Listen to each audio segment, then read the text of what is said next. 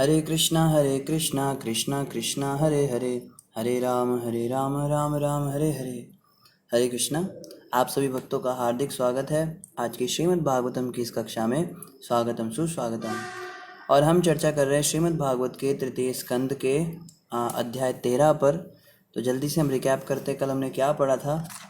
कल हमने पढ़ा था 12वां जो अध्याय है उसको हमने उसकी समाप्ति की थी, और उसमें यही विषय आ रहा था कि ब्रह्मा जी नाना प्रकार से सृष्टि कर रहे थे, और सृष्टि के साथ में ही उन्होंने 4 वर्ण 4 आश्रम ये सब स्थापित किए थे। फिर हमने जाना कि जो संन्यास आश्रम होता है उसमें क्या क्या लेवल्स आते हैं, और जो ये वानप्रस्थ आश्रम होता है इसमें कौन कौन से लेवल्स आते हैं, इसके विषय में हमने कल पढ़ा था। और आज हम अध्याय नंबर 13 को प्रारंभ करेंगे, जिसका नाम है भगवान वराह का प्राकट्य। तो आइए पढ़ते हैं श्रीमद् भागवत तृतीय स्कंद अध्याय 13 भगवान वराह का प्राकट्य। श्लोक नंबर पहले से शुरू करेंगे। श्री शुक उवाच।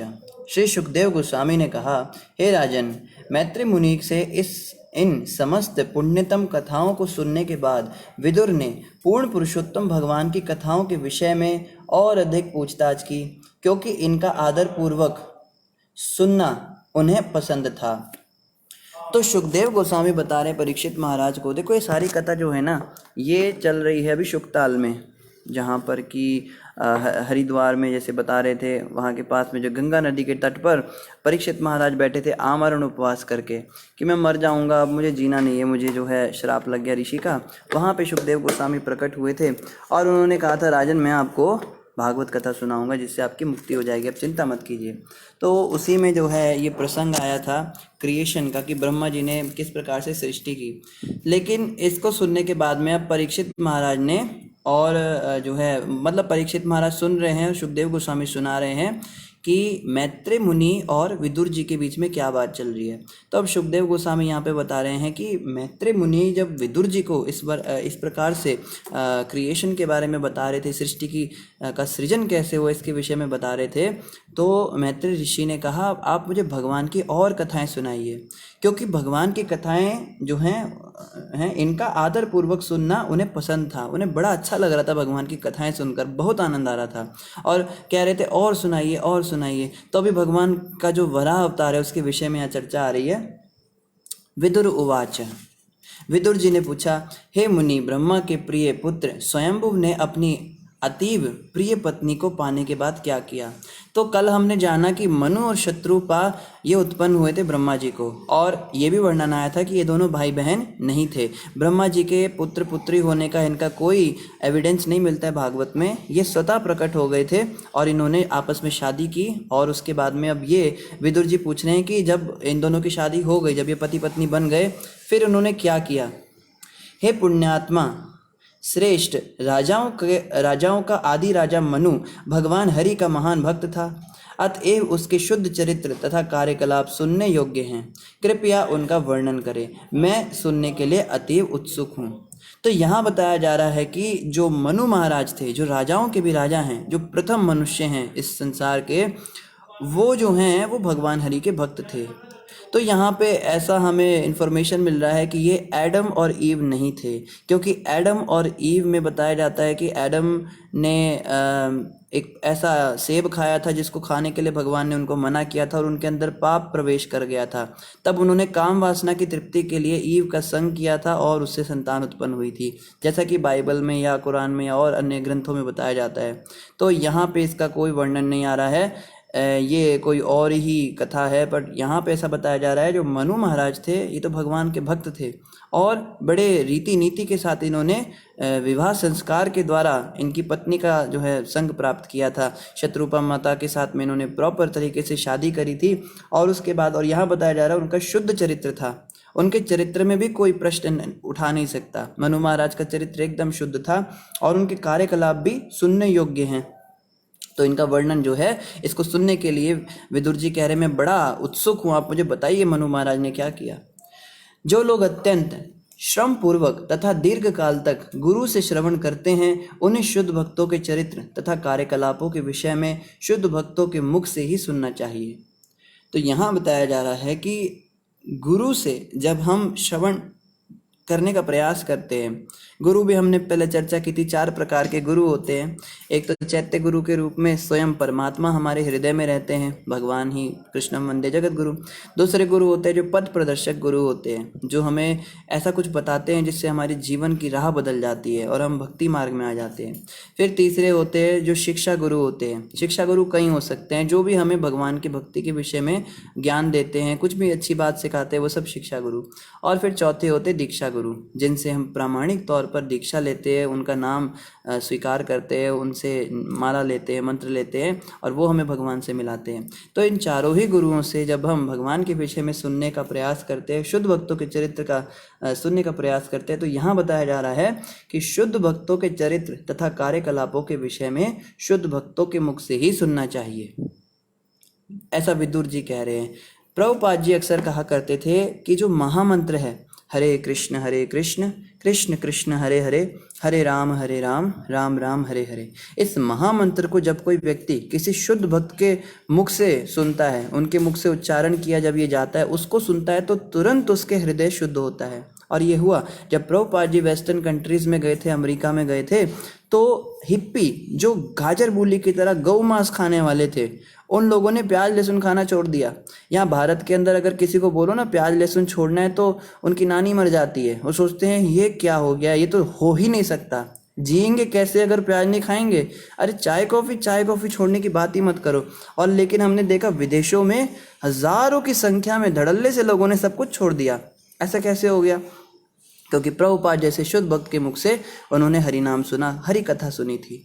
तो शुद्ध भक्तों का अपना प्रभाव होता है, इसलिए हमें प्रयास करना चाहिए शुद्ध भक्तों के मुख से सुनने का। अगर कभी अवसर मिले तो अवश्य हमें सुनना चाहिए। तो प्रभुपाद जी के बहुत सारे लेक्चर्स आपको यूट्यूब पे मिल जाएंगे, और बहुत सारे उनके प्रवचन जो हैं फेसबुक पर भी लोग डालते रहते हैं, या उनके ही आगे जो शिष्यगण हैं जो आगे समुदाय में हैं, जैसे हमारे गुरु महाराज हैं और भी उनके गुरु भाई हैं, वो सब भी शुद्ध भक्त हैं, उनके मुख से भी हमें अवश्य कथा सुननी चाहिए। बहरहाल बात हमारी रही कि आप हमारी कथा सुनते हैं तो देखिए हम शुद्ध भक्त तो हैं नहीं, लेकिन हाँ शुद्ध भक्तों की कृपा से ही हम थोड़ा बहुत कुछ बोल पाते हैं, तो ये भी ठीक है। मगर सबसे बेस्ट होता है अगर हम किसी शुद्ध भक्त के मुख से सुन पाएँ। अगर ऐसा हमको अवसर मिल जाए तो बस उसका तो कहना ही क्या। आगे कह रहे हैं, और देखो ये जो भागवत पुराण है ना, ये भी एक शुद्ध भक्त के मुख से उच्चारण की गई है। सुखदेव गोस्वामी भगवान के शुद्ध भक्त हैं, तो अगर हम भागवत पढ़ते हैं अपने घर में बैठकर भी, ये जो प्रभुपाद जी की लिखी हुई भागवत है, तो भी हम शुद्ध भक्त के मुख से कथा ही सुन रहे हैं। क्योंकि जब हम पुस्तक का अध्ययन करते, ग्रंथों का अध्ययन करते हैं, तो वो भी कथा में ही माना जाता है। कथा को पढ़ना या सुनना एक ही बात है। तो प्रामाणिक तौर पर अगर हम भागवत पढ़ रहे हैं तो ये भी शुद्ध भक्तों के द्वारा उच्चारण किया हुआ ही माना जाएगा। शुद्ध भक्त अपने हृदय के भीतर सदैव उन भगवान के चरण कमलों का चिंतन करते हैं जो अपने भक्तों को मोक्ष प्रदान करने वाले हैं। अब कोई कहे भाई शुद्ध भक्त कौन है, प्रश्न उठता है ना। शुद्ध भक्त के मुख से सुनना चाहिए। सारे दावा करते हैं हम ही शुद्ध हैं, बाकी सब बेकार हैं। आप कहते हो जी हमारे ही गुरु शुद्ध हैं, बाकी सब बेकार है। दूसरे कहते हैं हमारे गुरु शुद्ध है, सब बेकार हैं। कोई भागवत पे व्यासपीठ पे बैठा है, भागवत कथा कर रहा है 7 दिन की, कोई 10 दिन की, कोई 12 दिन की, कोई महीने की, कोई 7 लाख की भागवत कर रहा है, कोई 20 लाख की भागवत कर रहा है। अब कैसे पता लगे कि कौन व्यक्ति शुद्ध भक्त है? प्रश्न उठता है। तो यहाँ पे इसका भी जवाब दिया जा रहा है। शुद्ध भक्त वो है जो अपने हृदय के भीतर सदैव उन भगवान के चरण कमलों का चिंतन करते हैं जो अपने भक्तों को मोक्ष प्रदान करने वाले हैं। भगवान कृष्ण का चिंतन जो 24 घंटे कर रहा है वही शुद्ध भक्त है। और ऐसा नहीं है कि अंदर की बातें समझ नहीं आती हैं। ऑफ कोर्स संत महात्मा तो कभी दिखाते नहीं है कि वो बड़े भक्त हैं, ये बड़े नज़दीक जाने पर पता चल जाता है। आप थोड़ा सा किसी के नज़दीक जाओगे ना तो समझ में आने लगता है क्या कर रहा है, कैसे कर रहा है, उनका सिस्टम समझ में आने लगता है। उनके शिष्य लोग जो है उनसे पूछताछ कर सकते हैं, हम पता लगा सकते हैं। उनसे थोड़ा सा निकट जाएंगे तो समझ में आ जाएगा ये गुरुजी क्या करते हैं, कितना इनको कृष्ण चिंतन है। देखो जो कृष्ण का भक्त है ना, वो किसी के साथ कुछ बुरा नहीं करता, समझने की बात है। जैसे जानवरों को जो खा रहा है, जो व्यक्ति जानवरों के मांस को खा रहा है, वो कैसे शुद्ध भक्त हो सकता है बताइए? जिसके हृदय में दया ही नहीं है, जो किसी जीव पर दया नहीं कर पा रहा है, वो क्या मनुष्यों पे दया की बात हम करते हैं, अहिंसा की बात करते हैं। हमें अहिंसा करनी चाहिए, अहिंसा परमो धर्मा, सबके प्रति अच्छा भाव रखो। लेकिन जानवरों को तुम जान से मार के खा रहे हो अपनी जीभ के स्वाद के लिए। तो नॉनवेज खाने वाला तो शुद्ध भक्त हो नहीं सकता, पहली बात। दूसरा जो व्यभिचारी है, जो अभी तक स्त्री के चक्कर में पड़ा है, चाहे अपनी पत्नी हो, चाहे किसी दूसरे की पत्नी हो, चाहे कोई भी हो, अगर उसके मन में काम वासना है और उनके साथ में वो जो कुकर्म कर रहा है, वो कैसे शुद्ध भक्त हो सकता है? ये दूसरी पहचान। तीसरा, जो व्यक्ति जुआ खेल रहा है, सट्टे लगा रहा है, शेयर मार्केटिंग में उसका दिमाग लगा हुआ है और वो क्लेम कर रहा है मैं तो शुद्ध भक्त हूँ, पिक्चरें बना रहा है, रॉकस्टार बाबा बना हुआ है, इस तरह के लोग शुद्ध भक्त कैसे हो सकते हैं बताइए? और चौथी बात जो समझने की है वो ये है कि जो व्यक्ति शराब या नशे में या इन चीज़ों में है, अभी तक अफीम, चरस, गांजा या चाय कॉफ़ी, इन चीज़ों का नशे से आनंद ले रहा है, जिसने इनका सहारा ले रखा है, नशे का भी तो सहारा ही होता है ना। एक कहते हैं ना कि शराबी को तो बस शराब का ही सहारा होता है, उसका दुनिया में कोई सहारा नहीं है। उसके गमों को भुलाने के लिए शराब ही काम आती है, उसके अकेलेपन को दूर करने के लिए शराब ही काम आती है। जिसने शराब का सहारा ले रखा है वो क्या भगवान का भक्त बनेगा बताइए? भगवान का आसरा तो वो लेता है ना जो व्यक्ति ने संसार का आसरा ना ले रखा हो। उसमें भी जो नशे का आसरा ले रहा है, नशे के द्वारा अपने आप को संतुष्ट कर रहा है, वो व्यक्ति कैसे शुद्ध भक्त हो सकता है? मुख्य रूप से समझ में आया, जो ये चार काम करता है वो तो शुद्ध भक्त हो ही नहीं सकता। और इसके आगे भी केवल ऐसा नहीं 4 नियमों का जो पालन कर रहा है, उसके बाद भी भगवान के विषय में कार्यकलाप उसके सारे भगवान से रिलेटेड होने चाहिए, उसकी कथाओं में भगवान का वर्णन होना चाहिए। आजकल मोटिवेशनल स्पीकर्स का ज़माना है, बड़े बड़े मोटिवेशनल स्पीकर्स मिलते हैं, साधु के वेश में भी लोग मोटिवेशनल स्पीकर्स होते हैं। तो जो मोटिवेशन दे रहे हैं दूसरों को और इधर उधर की बातें करके लोगों को रिझा रहे हैं, वो भी अच्छा है, चलो ग्राउंड तैयार कर रहे हैं। जो लोग बिल्कुल भगवान से कटे हुए लोग हैं, उनको कुछ बताकर वो हल्का सा उनमें क्यूरियोसिटी जनरेट कर रहे हैं कि चलो आप गीता तो पढ़ो कम से कम। लेकिन शुद्ध भक्त क्या होता है? वो मोटिवेशनल स्पीकिंग नहीं करता। शुद्ध भक्त का कार्य होता है केवल भगवान के विषय में चर्चा करना। शुद्ध भक्त ऐसा होता है। तो प्रभुपाद जी निश्चित रूप से एक शुद्ध भक्त है, उनका हमें प्रवचन और ये सब सुनना चाहिए, महामंत्र। तो ये सारा जो है ये पूछा विदुर जी ने कि आप मुझे मनु महाराज और शत्रुपा ने जब शादी करी तो उन्होंने क्या किया ये बताइए। श्री शुक उवाच, शुकदेव गोस्वामी ने आगे कहा, भगवान कृष्ण विदुर की गोद में अपना चरण कमल रखकर प्रसन्न थे, क्योंकि विदुर अत्यंत विनीत तथा भद्र थे। मैत्री मुनि विदुर के शब्दों से अति प्रसन्न थे और अपनी आत्मा से प्रभावित होकर उन्होंने बोलने का प्रयास किया।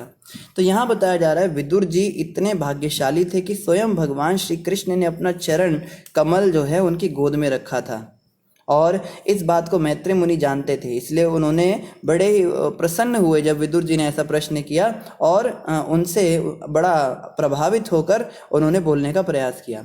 मैत्रेय उवाच, मैत्री मुनि ने विदुर से कहा, मानव जाति के पिता मनु अपनी पत्नी समेत अपने प्राकट्य के बाद वेद विद्या के आगार ब्रह्मा को नमस्कार करके तथा हाथ जोड़कर इस प्रकार बोले। तो अभी अभी मनु और शत्रुपा की उत्पत्ति हुई है, अभी अभी दोनों बने हैं, और बनते ही जो है उन्होंने सबसे पहले तो ब्रह्मा जी को प्रणाम किया दोनों ने, और उसके बाद क्या बोला, आप सारे जीवों के पिता तथा उनकी जीविका के स्रोत हैं, क्योंकि वे सभी आपसे उत्पन्न हुए हैं। कृपा करके हमें आदेश दीजिए कि हम आपकी सेवा किस तरह से कर सकते हैं। तो ब्रह्मा जी से पहले आज्ञा ली, हालांकि उन्हें भी पता था कि वो क्यों बने हैं, लेकिन तो भी आज्ञा ली। इससे पता लगता है हमें अपने बड़ों से अवश्य आज्ञा लेना चाहिए। देखो, जब भी हम कोई अच्छा कार्य करने जाते हैं तो बड़ों से आशीर्वाद लेते हैं। भारत में अभी भी थोड़ा बहुत कल्चर बचा हुआ है, विदेशों में तो गंद खाना मचा हुआ है। भारत में क्या होता है, जब भी कोई नया जोड़ा शादी करता है तो शादी के बाद चलो फॉर्मेलिटी के तौर पे ही रह गया, आजकल सब कहते हैं भाई नए जोड़े को आप सबका आशीर्वाद लो, बड़ों का। तो सास ससुर का आशीर्वाद लेते हैं, माता पिता का आशीर्वाद लेते हैं, अपने से बड़ों का आशीर्वाद लेते हैं। मगर विदेशों में हमने देखा है, विदेशों में क्या होता है, वो जो लड़की होती है, दुल्हन होती है, वो पति के वर्ग के सारे आदमियों को जो उनके गाल पे उसको किस करना होता है, पता नहीं क्या क्या उनके यहाँ चलता है। और जो दूल्हा होता है वो अपनी सास को और जो भी उनकी जितनी स्त्रियाँ होती हैं स्त्री वर्ग की, उन सबको जाके सीधा गले मिलता है और पता नहीं क्या क्या करता है। ये सब बड़ा वाहियात कल्चर है भारत के अंदर ही, जो थोड़ा बहुत कल्चर बचा हुआ है। तो यहाँ बताया गया है कि कोई भी अच्छा शुभ कार्य जब हम करने जाते हैं या कर चुके होते हैं तो अपने से बड़ों का जो है आशीर्वाद और आज्ञा भी लेनी चाहिए, बशर्ते जो बड़े हैं वो भगवान के भक्त हों। अगर हमारे परिवार के लोग भगवान के भक्त नहीं हैं तो वो हमें गलत सलाह देंगे। तो इसीलिए हमें ध्यान रखना है, जो भक्त हैं उन्हीं का हमको लेना, आशीर्वाद तो खैर सभी का ले सकते हैं, उन्हीं से आज्ञा लेनी है। कोई कहे भाई प्रभु जी हमारे माता पिता से हम आज्ञा लेने गए थे आपके कहने पर, उन्होंने तो हमें यही आज्ञा दे दी, छोड़ो इस सब चक्कर भक्ति उक्ति का, अभी कमाओ और खाओ मजे उड़ाओ। तो प्रभु जी क्या हमें ऐसा करना चाहिए? बिल्कुल नहीं करना चाहिए। बड़ों की भी वही आज्ञा माननी है जो शास्त्रों के अनुकूल हो। जो शास्त्रों के विरुद्ध बात हो, वो चाहे कोई भी बोल रहा हो, इवन गुरु भी बोल रहा हो, तो भी नहीं माननी चाहिए। पता है आपको, ऐसा हुआ था, बलि महाराज जो थे, दैत्यराज बलिराज जो थे, बहुत ही धार्मिक राजा थे और भगवान के भक्त थे। वो जो हैं वो अश्वमेध यज्ञ कर रहे थे। 99 यज्ञ हो चुके थे, 100वें यज्ञ की 100वीं आहुति डालने वाले थे। इसके बाद उनको इंद्र का पद मिलने वाला था। तुरंत क्या हुआ, उनके दरबार में भगवान विष्णु वामन भगवान के रूप में प्रकट हो गए। तब उसके गुरु ने कहा, बलि विष्णु तुझे छलने आया है, तू अपना यज्ञ कर यज्ञ। क्योंकि गुरु को भी लालच था, ये राजा बन जाएगा तो मैं राजगुरु बन जाऊंगा। तो बलि ने कहा, गुरुदेव समस्त यज्ञ भगवान विष्णु की प्रसन्नता के लिए होते हैं, हमारे दरबार में स्वयं विष्णु अगर आ भी गए मान लो, तो ये तो हमारा परम सौभाग्य है। तो गुरु कहता है, बलि तू बातें मत घुमा, तू जल्दी से अपना यज्ञ पूरा कर। तब बलि ने कहा, सॉरी गुरु महाराज, आप शास्त्रों से भटके हैं, आपके उपदेश शास्त्रोचित नहीं लग रहे हैं, मैं आपका त्याग करता हूँ। तो ऐसे केस में गुरु का त्याग भी किया जा सकता है। अगर हमारे गुरु भटक गए हैं और शास्त्रों के अनुसार बात नहीं कर रहे हैं, उनका आचरण ठीक नहीं है, ऐसी स्थिति में गुरु का त्याग किया जा सकता है। शास्त्रों में इसके अन्य भी कई सारे उदाहरण मिलते हैं। तो जो भी व्यक्ति, तो माता पिता की तो बात ही क्या, इवन गुरु का त्याग हो सकता है, तो माँ बाप तो त्याग ही जा सकते हैं। जैसे भरत महाराज ने अपनी माँ कैकेयी का त्याग किया क्योंकि उन्होंने राम से विद्रोह किया। प्रहलाद महाराज ने अपने पिता हिरण्यकश्यप का त्याग किया, कभी उनकी बात नहीं मानी क्योंकि उन्होंने भगवान विष्णु के प्रति द्रोह किया। रावण का जो भाई था ये विभीषण महाराज, इन्होंने रावण का त्याग किया, बड़े भाई का भी त्याग कर दिया क्योंकि वो भगवान के से भटक गया था। और यहाँ तक कि जो ब्राह्मण पत्नियाँ थी ब्रिज में, वृंदावन में, उन्होंने अपने पतियों का त्याग कर दिया था जब कृष्ण बलराम के लिए कुछ खाने पीने का सामान मांगने उनके ग्वाल बाल सखा आए थे, और इन पतियों ने कहा है हमारे पास टाइम नहीं है, हम यज्ञ कर रहे हैं। तो पत्नियों ने क्या फ़ायदा ऐसे पतियों का जो भगवान के काम नहीं आए, भगवान के किसी काम में। तो वो सब जो हैं बढ़िया बढ़िया आइटम बनाकर ले गई कृष्ण बलराम के पास, सारे पतियों का त्याग कर दिया। तो ऐसे बहुत सारे अन्य उदाहरण भी मिलते हैं शास्त्रों में जहाँ पर अपने घर के प्रियजनों का त्याग किया गया है। मीराबाई ने तो पूरा परिवार ही त्याग दिया था क्योंकि वो भक्त नहीं थे। तो इस प्रकार से हम देखते हैं कि अगर हमारे घर वाले भक्ति के अनुकूल नहीं हैं तो हमें ये नहीं सोचना कि प्रभु जी हमारा तो कर्तव्य यही है कि जैसे जैसे माँ बाप कहें बस वही हमारे भगवान हैं, या स्त्री का मेरा तो पति ही मेरा परमेश्वर है, चाहे जो भी मुझे आज्ञा दे मुझे वही करना है, ऐसा नहीं है। हमको थोड़ा सा समझदार होना होगा। शास्त्रों के अनुसार जो बात कर रहा है केवल उतनी बात हमें स्वीकार करनी है। जो व्यक्ति शास्त्रों के अनुसार बात नहीं कर रहा है, भगवान की भक्ति से हमें भटका रहा है, हमें उसकी बात नहीं सुननी। क्योंकि जब अंत समय पे हम जाएंगे संसार से तो ये लोग हमारे काम नहीं आने वाले। ना कोई किसी के साथ जाता है ना जा सकता है। अंत समय पे हमारे कर्म ही हमारे साथ जाएंगे। तब हम यमदूतों के सामने ये नहीं कह सकते कि ओहो मैं तो अपने माता पिता का फ़र्ज़ निभा रहा था, अब मेरे माता पिता ने मुझे ऐसी आज्ञा दी, मैं क्या करता। तो यमदूत ये नहीं कहेंगे कि चलो तेरे माता पिता ने तुझे कहा था तो छोड़ देते हैं, तूने क्यों उनकी बात मानी, गलत बात कैसे तूने मानी, तेरी गलती है, तुझे शास्त्रों का ज्ञान क्यों नहीं हुआ, तूने क्यों नहीं पढ़ा ये सब। तब जो है वो नहीं सुनेंगे ये सब दलील। इसीलिए हमें केवल शास्त्रों के अनुसार चलना है। आगे यहाँ पे कहा जा रहा है, आप सारे जीवों के पिता तथा उनकी जीविका के स्रोत हैं। तो ब्रह्मा जी ही वास्तव में हमारे पिता हैं, हम सब के जो आदि पिता हैं। ब्रह्मा जी को प्रपितामह कहा जाता है कि हम सब ब्रह्मा जी से पैदा हुए हैं। कोई मूर्ख साइंटिस्ट कहते हैं हम जो है बंदरों से पैदा हुए हैं। बंदरों की प्रजाति थी और धीरे धीरे मनुष्य बनी, उसमें सभ्यता आई और हम मनुष्य बन गए। तो ये बंदरों की औलादें हैं, लेकिन हम बंदरों की औलाद नहीं हैं, हम ब्रह्मा जी की संतानें हैं। ब्रह्मा जी ने ऋषियों को उत्पन्न किया। आज भी हमारे यहाँ कुल और गोत्र चलता है। तो क्या कहते हैं ना, कोई हम कश्यप गोत्र से हैं, हम उपमन्यु गोत्र से हैं, हम अगस्त्य गोत्र से, हम भरद्वाज गोत्र से हैं। तो ये सब उन ऋषियों के नाम हैं जिनकी संतानें आगे हुई और उनकी लाइन में हमारे हैं।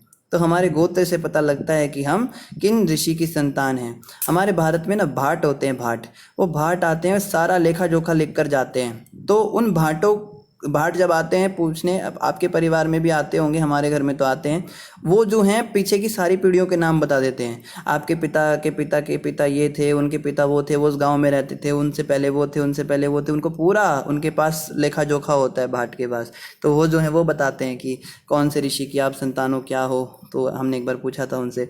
तो इस प्रकार से जो है यहाँ पे बताया जा रहा है कि ब्रह्मा जी के हम सब संतान हैं और ब्रह्मा जी ही हमारी जीविका के स्रोत हैं। हम जो भी पैसा कमा पा रहे हैं ब्रह्मा जी की कृपा से है।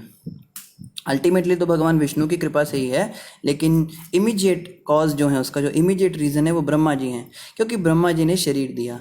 शरीर तो माता पिता ने दिया है ना, तो माता पिता का शरीर उनके माता पिता ने दिया है, उनसे पहले उनके माता पिता ने, करते करते ब्रह्मा जी ने सबसे पहले मनु और शत्रुपा को उत्पन्न किया या ऋषियों को उत्पन्न किया।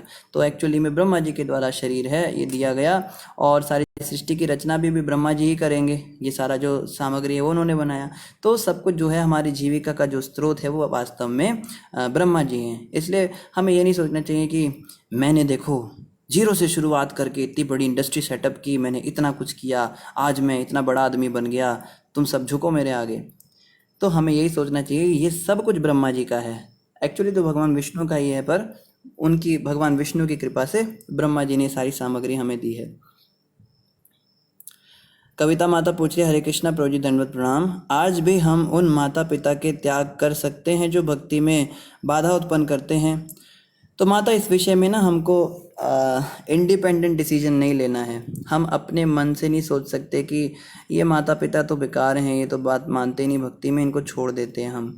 क्योंकि ऐसा करके जब हम किसी दूसरे, देखो जान की बात है ना, ये जीवन किसी को देना मतलब बहुत बड़ी बात है, और अगर स्त्री शरीर में हम हैं तो बहुत रिस्क भी होता है।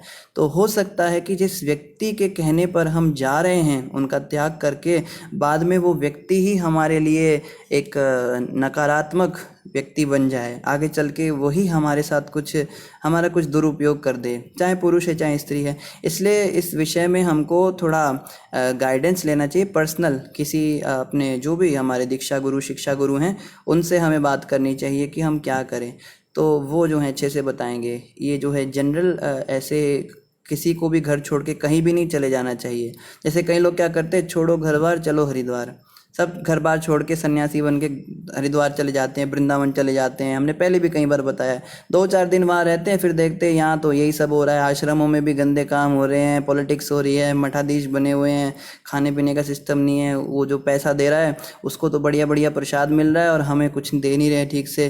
तो ये सब देख के उसका मन बड़ा ख़राब हो जाता है, फिर वो और बेकार हो जाता है। फिर जब वो घर आता है तो नास्तिक बन के घर लौटता है, कहता है कुछ नहीं रखा जी, हम देख कर आ गए, सब दुनिया ऐसी है। तो इससे अच्छा तो वो पहले ही था, कम से कम घर में रह भी रहा था, तो श्रद्धा तो थी उसकी संत साधुओं के प्रति, तो वो उससे भी चला जाता है। इसलिए ये काम जो है ये हमें किसी भक्त की, किसी वैष्णव की गाइडेंस में करना चाहिए। आगे यहाँ पे क्या बता रहे हैं, आप सारे जीवों के ये हो गया। इसके आगे जो है मनु जी कह रहे हैं, हे आराध्य, आप हमें हमारी कार्य क्षमता के अंतर्गत कार्य करने के लिए अपना आदेश दें, जिससे हम इस जीवन में यश के लिए तथा अगले जीवन में प्रगति के लिए उसका पालन कर सकें। तो यहाँ कहा जा रहा है कि आप हमें क्षमता दीजिए और क्या करना है, इस कार्य क्षमता के अंतर्गत कार्य करने के लिए अपना आदेश भी दीजिए, और इससे क्या होगा, जिसमें हम इस जीवन में यश के लिए तथा अगले जीवन में प्रगति के लिए उसका पालन कर सकें। आज के लोगों को अगर पूछो कि आपके जीवन का क्या उद्देश्य है, कहेंगे पैसा कमाना है, भोग करना है, सुंदर पत्नी चाहिए, सुंदर गाड़ी चाहिए, बहुत बड़ा घर हो, कुत्ता हो, बंगला हो, हैं, एक घर बनाऊंगा तेरे घर के सामने, हैं, तेरे घर के सामने घर बनाऊंगा, उसके बाद में तेरे से शादी करूंगा, मज़ा आएगा, हैं, बच्चे होंगे। लोग सोचते हैं यही आनंद है जीवन का, ले देकर पैसा, ठीक है, पर जीवन का उद्देश्य ये नहीं है, क्योंकि पैसा हमारे साथ जा ही नहीं सकता है, और इस संसार में भी पैसे वाले दुखी रहते हैं, सुखी नहीं रहते।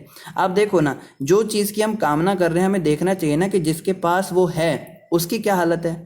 तो बड़े बड़े पैसे वाले रात को गोलियां ठोकते हैं तब उनको नींद आती है, उनको नींद नहीं आती।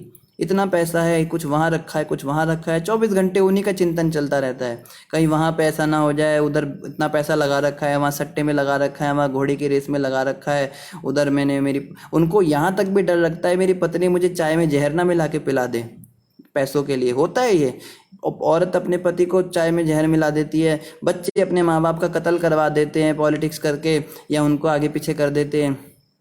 पहले भी हम कितने सारे राजाओं की कहानी सुनते हैं जो अपने माँ बाप को मार के राजा बने हैं, है ना। इस प्रकार से बड़ा कुछ होता है। तो पैसे वाला व्यक्ति तो वास्तव में दुखी है अगर देखा जाए। और भोग क्या करता है, अब देखो ना, एक सार्वभौम प्रभु हैं, वो लेक्चर में बता रहे थे, बड़े बड़े घरों में दो ही लोग आराम करते हैं।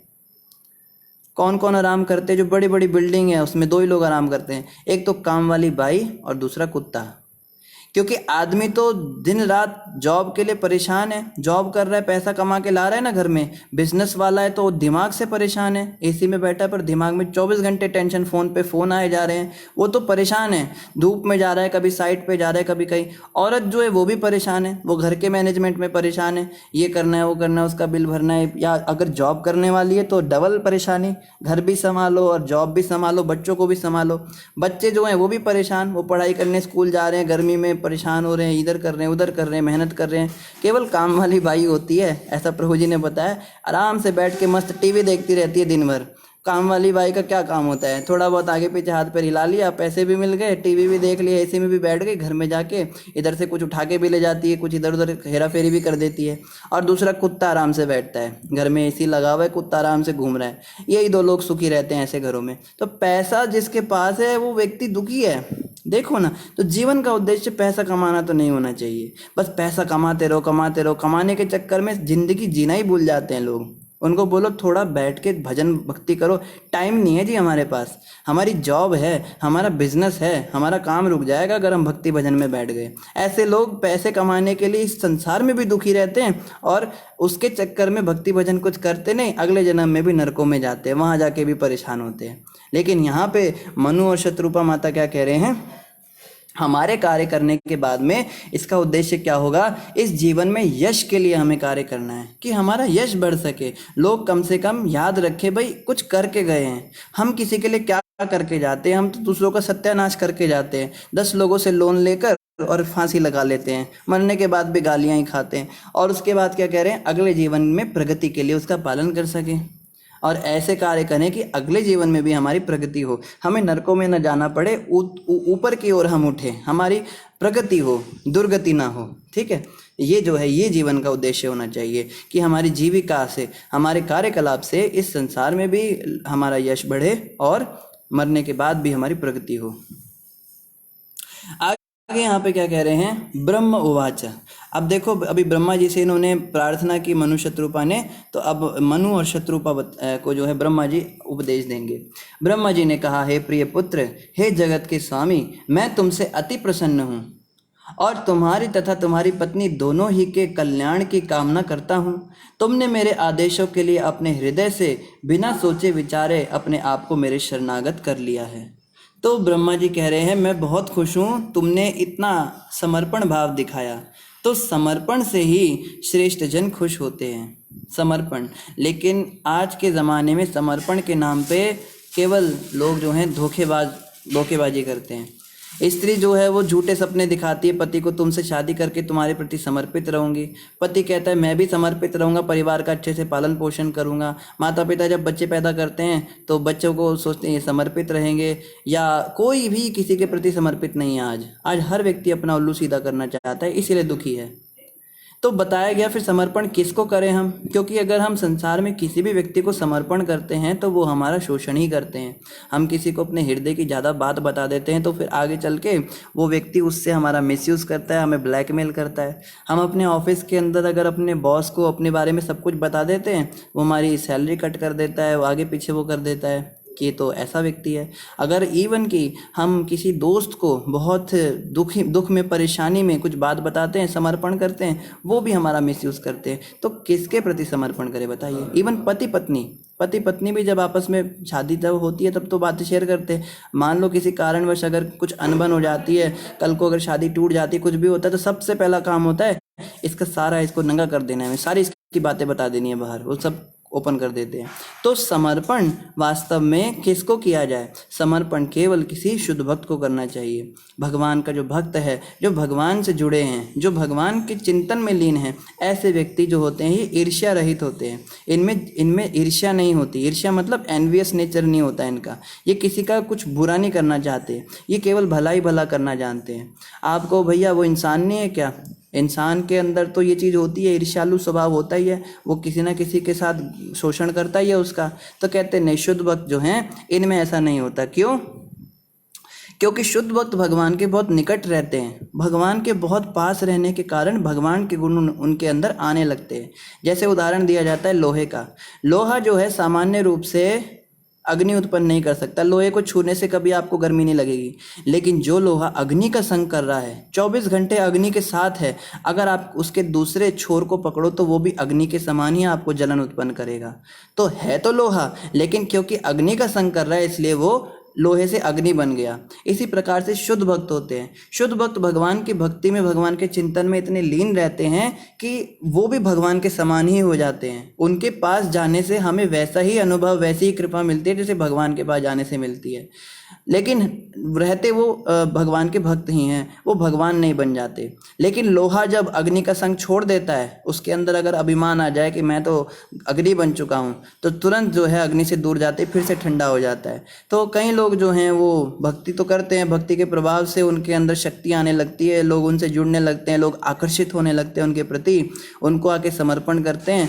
तो वो सोचते हैं हम तो बहुत बड़े गुरुजी बन गए। फिर वो भगवान की भक्ति छोड़ देते हैं। फिर क्या होता है? वापस ठंडा पड़ जाता है लोहा। फिर वही लोग जो उनकी ऐसी तैसी करा देते हैं, उनको जेलों में भेज देते हैं। तो ये जो है समझने की बात है। खैर, शुद्ध भक्तों के साथ ऐसा नहीं होता। शुद्ध भक्त तो वही है जो अपने जीवन का सारी डोरी जो है भगवान के हाथ में सौंप चुका है। तो इस प्रकार से यहाँ पे जो हम देख रहे हैं, एक भगवान के शुद्ध भक्त को, सच्चे गुरु को हमें समर्पण करना चाहिए। उससे वो बहुत प्रसन्न होते हैं और ऐसा करने से भगवान भी बहुत प्रसन्न होते हैं। कविता माता कह रही, क्या अपने हृदय की बातें हमें किसी को नहीं बतानी चाहिए?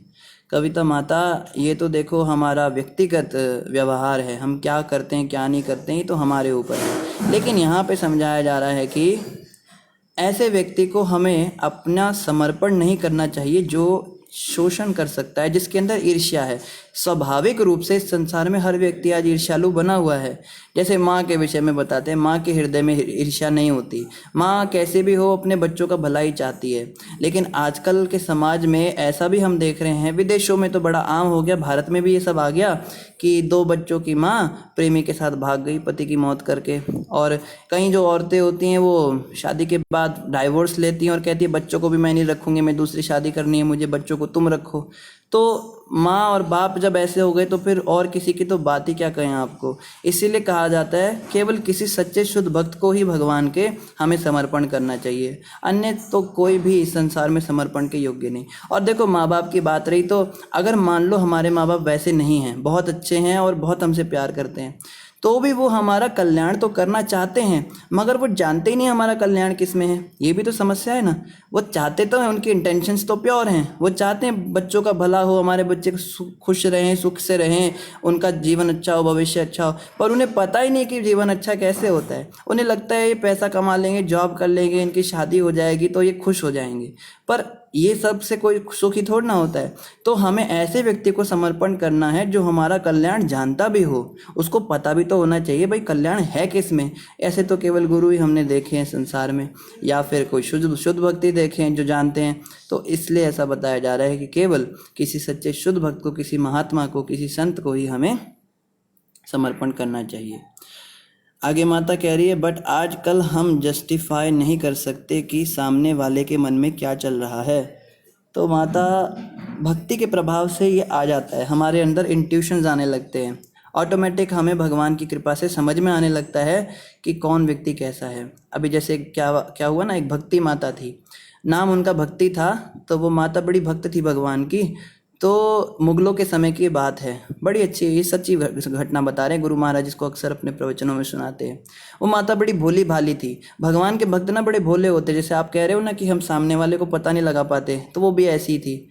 तो एक मुगलों का शहज़ादा था, उस शहज़ादे की नज़र उस भक्ति माता पे पड़ी और उसका जो है मन दूषित हुआ। उसने सोचा मुझे इसके साथ कोई गलत कार्य करना है, दूषित कर्म करना है। तो उसने क्या किया, दो वैश्याओं को बुलाया और उन्हें कहा कि तुम जो है इसको फंसाकर मेरे पास लाओ। तो उन दोनों ने क्या किया, उन दोनों ने मंदिर जाना शुरू किया। वो दोनों बड़ी भक्ति की ड्रेस पहन के और उसके साथ आने लगी, उसकी सहेलियां बन गई। डेली उन तीनों ने एक साथ पूजा करनी। तो भक्ति माता जो थी वो बड़ी स्वभाव से भोली भाली थी, तो वो उनके साथ दोस्ती कर गई। वो सोचती है बड़ी अच्छी भक्त हैं, सहेलियां हैं मेरी। तो एक दिन वो आई नहीं दोनों, तो भक्ति माता जो है उनका इंतज़ार करती रही, मंदिर में आई नहीं। अगले दिन जब वो आई तो उन्होंने कहा कि भाई कहाँ थे कल, तुम दोनों आई नहीं यहाँ पे। तो वो कहती हैं कि कल हम ना, हमारे गुरुजी एक्चुअली आए हुए हैं, बहुत पहुँचे हुए महात्मा हैं, तो हम उनके सत्संग सुनने गए थे। तो ये माता कहती है हमें नहीं अपने गुरुजी के दर्शन कराओगी? कहते ज़रूर कराएंगे, कल आप हमारे साथ चलो उनके शिविर में। तो अब वो दोनों जो हैं उसको, उस भक्ति माता को बहला फुसला कर उस शहज़ादे के उसमें ले गई, जगह पर ले गई। वहाँ किसी कमरे में उसको बोला कि हमारे गुरुजी ज़रा विश्राम कर रहे हैं, अभी हम उनको लेके आती हैं। और वो दोनों उसको कमरे में बंद करके चली गई। अब वो बेचारी भक्ति माता वहाँ बैठ के इंतज़ार करने लगी कि कोई संत आएगा। इतने में अंदर कमरे में वो शहज़ादा आ गया और दूषित नज़रों से उसको देखने लगा। तो माता पहचान गई मेरे साथ तो गलत हुआ है। इतने में जो है वो घबराने लगी। वो कहती है देखो मेरे पास मत आना, तुम अच्छा नहीं होगा। तो वो तो सुन नहीं रहा है किसी की बात, वो तो आगे बढ़ा जा रहा है, गलत काम करने के लिए उतारू है। तब वो भक्ति माता जो है वो भगवान से प्रार्थना करने लगी, प्रभु मेरी रक्षा कीजिए। और बताते हैं उसी समय तुरंत भगवान नरसिंह देव वहाँ पे प्रकट हो गए। बाद में नहीं बात हो सकती। और नरसिंह भगवान वहाँ पे प्रकट हो गए। उन्होंने क्या किया, तुरंत उस शहजादे के ऊपर कूद गए और बोला तुझे मैं अभी के अभी फाड़ दूंगा, ख़त्म कर दूंगा तुझको। घबरा गया वो शहजादा, वो उसकी तो उसका बताते गुरु महाराज उसका मलमूत्र निकल गया उसके कपड़ों के अंदर, इतना डर गया वो उनको देख के। और नरसिंह भगवान वहाँ पे अदृश्य हो गए वहाँ से। तब जो है उसको, वो पहले तो बेचारा बेहोश ही हो गया, पहले तो उठा ही नहीं वो। उठने के बाद जो है उसको थोड़ा होश आया तो भक्ति माता के चरणों में आके गिर गया, माँ मुझे क्षमा कर दो, तुम तो बड़ी महान भक्त हो भगवान की, मैंने कैसे गलत नज़रों से तुम्हें देखा, मुझे तुम माफ़ कर दो, मुझसे गलती हो गई। तो भक्ति माता ने कहा कोई बात नहीं पुत्र, गलती हो जाती है सबसे, आगे से कभी तुम ऐसा कोई गलत काम मत करना, भगवान की भक्ति में लगो। तो इस प्रकार से हम देखते हैं जो सच्चे भक्त होते हैं भगवान के, जो भोले भाले स्वभाव के होते हैं, भगवान उनकी रक्षा करने आते हैं।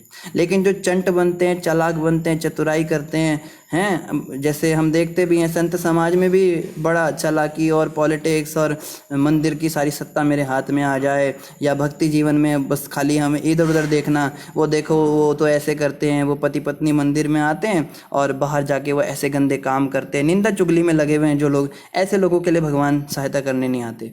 तो माता ये भी एक रास्ता हमारे पास है। अगर हम भगवान की सच्ची भक्ति करते हैं, शुद्ध भक्ति करते हैं और भोले भाले स्वभाव के होते हैं, तो भगवान हमें रक्षा करेंगे। हमें भगवान बताएंगे कि किसको जाके समर्पण करना है, कौन व्यक्ति जस्टिफाइड है और कौन व्यक्ति जस्टिफाइड नहीं है इस कार्य के लिए।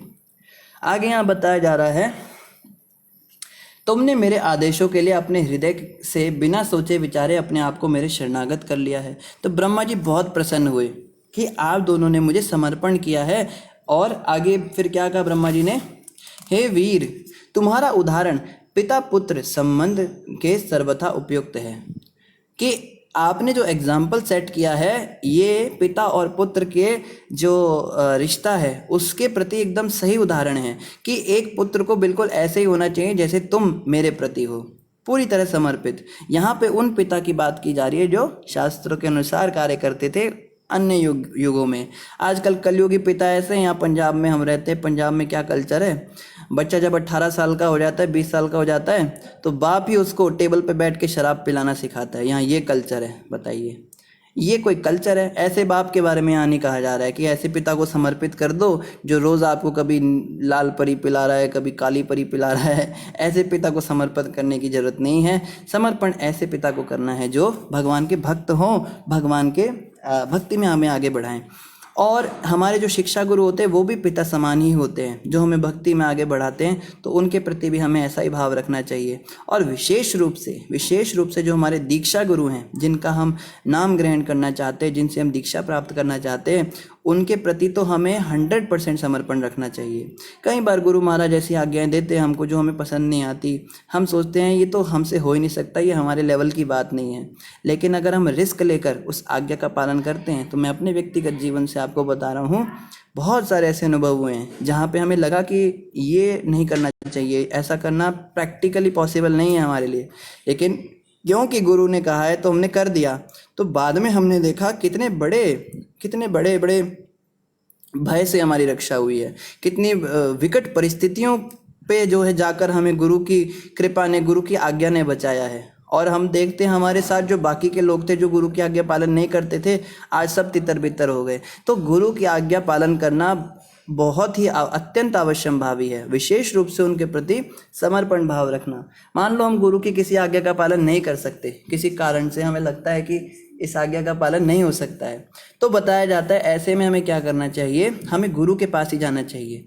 गुरु महाराज आपकी इस आज्ञा का मैं पालन नहीं कर पा रहा हूँ, मेरी स्थिति नहीं है, आप कृपा करके मुझे गाइड कीजिए। फिर गुरु बताते हैं कि अच्छा ये नहीं तो वैसा करो, वैसा नहीं तो वैसा करो, या फिर बताते हैं कि अगर आप ये करना चाहते हो तो आप ये चेंजेस लाओ अपने जीवन में। तो गुरु का काम है भगवान से हमें मिलाना।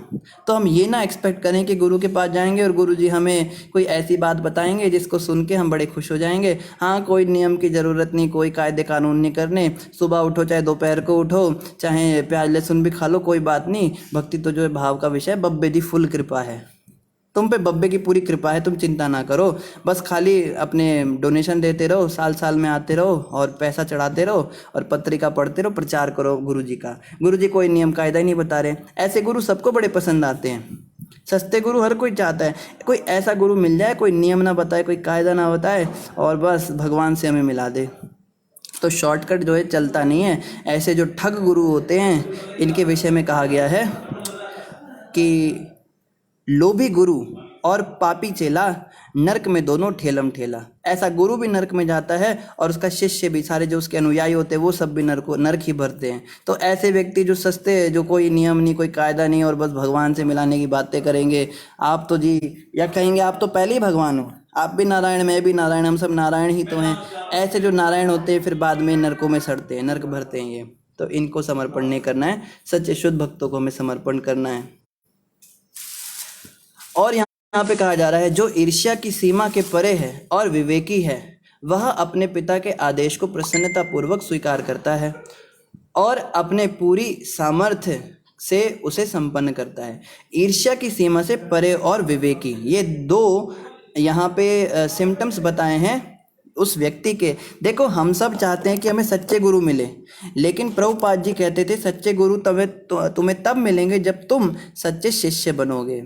हम खुद ही ठग बने हुए हैं तो हमें गुरु भी ठग ही मिलते हैं। हम अभी इस प्रामाणिक शिष्य बने ही नहीं हैं। तो देखो जैसे एक व्यक्ति ने एक बार प्रभुपाद जी से पूछा कि स्वामी जी हमें ये बताइए सच्चा गुरु कैसे मिलेगा। तो प्रभुपाद जी ने कहा बहुत सिंपल है। वो कहता है स्वामी जी मेरी पूरी उम्र गुजर गई सच्चे गुरु की खोज में और आज तक मुझे मिला नहीं, आप कह रहे हो बड़ा आसान है। तो प्रभुपाद जी ने कहा तुम सच्चे शिष्य बन जाओ, भगवान तुम्हें सच्चे गुरु से मिला देंगे। तो अगर हम ही दूषित भावना से जिएंगे, भाई पाप कर्म भी हमारे चलते रहे, प्याज लहसुन भी हमें छोड़ना ना पड़े, सुबह उठने की मेहनत ना हो, 4 बजे उठ के कौन मंगल आरती करेगा, 16 माला जप के लिए कोई ना बोले, ऐसा गुरु भगवान मुझे दे दे, तो भगवान फिर वैसा ही गुरु देते हैं। वो बोल भी देता है कुछ मत करो, पर वो नरक में ले जाएगा। लेकिन सच्चा शिष्य बनोगे तो सच्चे गुरु मिलेंगे। और सच्चा शिष्य कौन होता है, उसके यहाँ पे 2 क्वालिफिकेशंस बता रहे ब्रह्मा जी। पहला सच्चे शिष्य का, देखो गुरु की क्वालिफिकेशन सब जानना चाहते हैं, सच्चे गुरु में क्या होना चाहिए, गुरु कैसा होना चाहिए। अरे तू अपनी बात करना, तेरे अंदर शिष्यों की योग्यता है क्या?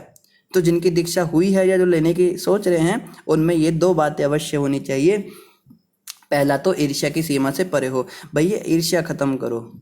ईर्ष्या के कारण, ईर्ष्या का मतलब होता है किसी को अपने से आगे बढ़ते देखकर अप्रसन्न होना, किसी के सुख में दुखी हो जाना और दुख में सुखी हो जाना। कि देखो वो व्यक्ति परेशान है, मुझे बड़ा आनंद आया आज, आज उसका ये हो गया, आज वो हो गया, बड़े खुश हो के ठाके मार मार के बताते हैं। आज पता है आज वो घर से बाहर निकला और फिसल के गिर गया, देखो कितना मजा आया।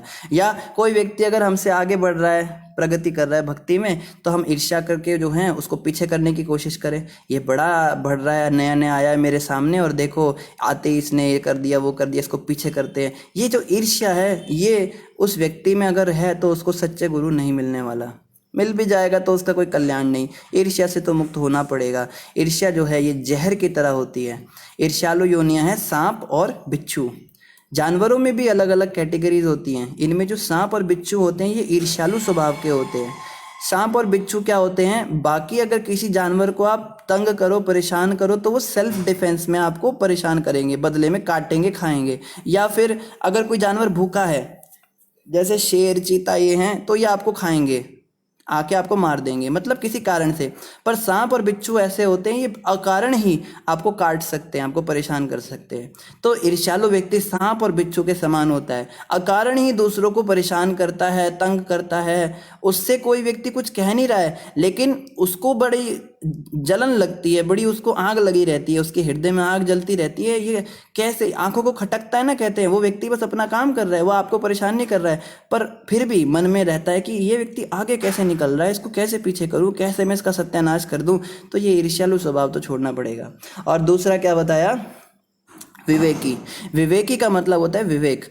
विवेक यानी संयमित होना चाहिए, विवेक शक्ति होनी चाहिए। कोई भी काम ऐसे बिना, जैसे कई लोग क्या करते हैं, मन में आया आज तो आइसक्रीम खाने का मन है, चलो आज आइसक्रीम पार्लर में चलते हैं, तो उठाई गाड़ी और चले गए और जाके खा लिया। मन में आ रहा है आज तो मूवी देखने का मन कर रहा है, कल को एग्ज़ाम है, पर रात को पूरी रात मूवी देखेगा, क्रिकेट मैच है क्रिकेट मैच देखेगा, दोस्तों के साथ घूमने जाने की बात है, चला जाएगा। जो मन में आ रहा है किए जा रहा है, इसको विवेकी नहीं कहते। विवेकी व्यक्ति पहले विचार करता है कि चलो मेरे मन में ये इच्छा आई है, क्या इस इच्छा की पूर्ति करना मेरे भक्ति जीवन के लिए अच्छा है? क्या ऐसा करने से मेरा कल्याण होगा? क्या फ्यूचर में मुझे समस्या तो नहीं आएगी?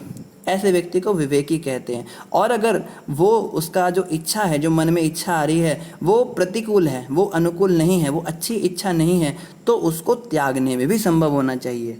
हमारी समस्या क्या है, हमें पता तो चल जाता है कि हम गलत काम सोच रहे हैं, गलत अभी मन में आ रहा है इच्छा। विशेष रूप से रात्रि का जो समय होता है ये बड़ा तमोगुणी होता है। रात के समय पे ज़्यादातर गंदी इच्छाएं आती हैं, गलत काम करने की इच्छाएं हमारे मन में आती हैं। उस समय पे विवेक तो चल जाता है हमारा, क्योंकि शास्त्र हमने पढ़े हैं, हम भागवत कथा पढ़ते हैं, सुनते हैं, जप करते हैं, तो भगवान अंदर से प्रेरणा तो कर देते हैं कि गलत इच्छा है, ये काम अच्छा नहीं होगा। लेकिन हम विवेकी नहीं होते, इस कारण से इंद्रियां इतनी प्रबल हो जाती हैं, मन उस पर हावी हो जाता है और हम वो गलत कार्य कर देते हैं। लेकिन यहाँ बताया जा रहा है विवेकी होना चाहिए कि अगर गलत कार्य है, समझ में आ गया काम अच्छा नहीं है, तो उसको ना करने में भी सक्षम हो। इंद्रियों पे हमारी थोड़ी सी कंट्रोल होना चाहिए, इसको कहते हैं विवेकी। तो ये 2 क्वालिफिकेशंस बताई हैं एक अच्छे शिष्य की, जिसमें ये दोनों अच्छी क्वालिफिकेशंस हैं, उसको सच्चे गुरु अपने आप मिल जाएंगे। सामने से भगवान उनको भेजेंगे, गुरु आपके जीवन में आएंगे, आपको ढूंढने भी नहीं जाना पड़ेगा। और यहाँ पे क्या बताया जा रहा है, वह अपने पिता के या गुरु के आदेशों को प्रसन्नतापूर्वक स्वीकार करता है और अपने पूरे सामर्थ्य से उसे संपन्न करता है। वही जो है अच्छा शिष्य कहलाता है, जिसमें ये 2 बातें हैं, एक तो ईर्ष्यालु नहीं है, दूसरा विवेकी है। ऐसा व्यक्ति अपने गुरु का बहुत कृपा प्राप्त करता है, बहुत कृपा प्राप्त करता है। और यहाँ बताया जा रहा है, चूंकि तुम मेरे अत्यंत आज्ञाकारी पुत्र हो, इसलिए मैं तुम्हें आदेश देता हूँ कि तुम अपनी पत्नी के गर्भ से अपने ही समान योग्य संतानें उत्पन्न करो। तुम पूर्ण पुरुषोत्तम भगवान की भक्ति के सिद्धांतों का पालन करते हुए सारे जगत पे शासन करो और इस तरह यज्ञ संपन्न करके भगवान की पूजा करो। देखो, हम सब चाहते हैं कि हमें सम्मान मिले, हमें आदर मिले, हमें रिस्पेक्ट मिले, हमें पोस्ट पोजीशन मिले, हमारा मान बढ़े, हमारा सम्मान बढ़े। लेकिन वो सब जो है बताया गया है, उसको खाली हमें डिज़ायर नहीं करना है। कहा जाता है ना, अंग्रेजी में एक कहावत है, don't desire first deserve, desire में और डिज़र्व में क्या अंतर है? डिज़ायर सब करते हैं, सब इच्छा करते हैं हमारा मान हो, प्रतिष्ठा हो, सब हमारा सम्मान करें, हमको सब नमस्कार करें, या हम एक महान व्यक्ति बने, हमारे को पोस्ट पोजीशन मिले, लेकिन उसको डिज़र्व हर व्यक्ति नहीं करता, हम उसकी योग्यता अपने अंदर नहीं रखते। जब हमारे अंदर ये दो क्वालिफिकेशन आ जाती हैं, ईर्ष्यालु स्वभाव समाप्त हो जाता है और विवेकी बन जाते हैं, तो ऑटोमेटिक हमें जो हमारा अथॉरिटी है वो सम्मान भी देते हैं, मान प्रतिष्ठा भी देते हैं, और पूरी पृथ्वी का शासन भी दे देते हैं। प्रभुपाद जी से एक बार एक शिष्य ने पूछा, प्रभुपाद जी आपको भगवान ने इतना बड़ा आचार्य बनाया, पूरे विश्व में आपकी जय जयकार हो रही है, और आज हम देखते हैं 24 घंटे प्रभुपाद जी की पूजा चल रही है। आपको पता है इस्कॉन के जितने भी मंदिर हैं ना पूरे विश्व के अंदर, सब में सुबह 7 बजे लगभग 7:30 बजे के आसपास गुरु पूजा होती है, प्रभुपाद जी की डीटी वर्शिप होती है। इस पूरे विश्व के अंदर ऐसा कोई देश नहीं जहाँ पे इस्कॉन का मंदिर नहीं है। तो हर 24 घंटे कहीं ना कहीं 7 7:30 बजे होते हैं। यहाँ पे 7:30 खत्म हुआ, प्रभुपाद जी की पूजा किसी और देश में शुरू हो गई, वहाँ खत्म हुई, किसी और देश में शुरू हो गई। तो प्रभुपाद जी का आज भगवान ने उनको ऐसा मान दिया है कि 24 घंटे उनकी पूजा चल रही है। और जब वो संसार में थे उस समय पर भी प्रभुपाद जी के बड़े अनुयायी थे, उनका बड़ा सम्मान था, बड़ा आदर सत्कार था। तो उनके शिष्य ने पूछा कि प्रभुपाद जी आपको भगवान ने ये सब कैसे दे दिया, आपको क्यों मिला ये? तो प्रभुपाद जी ने बड़ा अच्छा आंसर दिया। प्रभुपाद जी ने कहा, भगवान कृष्ण तो तुम्हें पूरी पृथ्वी का राज्य देने को तैयार है, संसार का राज्य देने को तैयार हैं, लेकिन तुम्हारे अंदर अभी शोषण करने की प्रवृत्ति है, अभी तुम्हारे अंदर टेंडेंसी है कि तुम हैरासमेंट करना चाहते हो। अगर तुम्हें पूरी पृथ्वी का शासन मिल गया ना तो तुम भोगों में लिप्त हो जाओगे, लोगों को परेशान करोगे, दुखी करोगे, इसलिए कृष्ण तुमको सारे संसार की संपत्ति और राज्य नहीं दे रहे हैं। तो भगवान श्री कृष्ण तो अपने भक्तों को सब कुछ देने को तैयार हो जाते हैं, लेकिन हम अभी डिज़र्व नहीं करते उसको।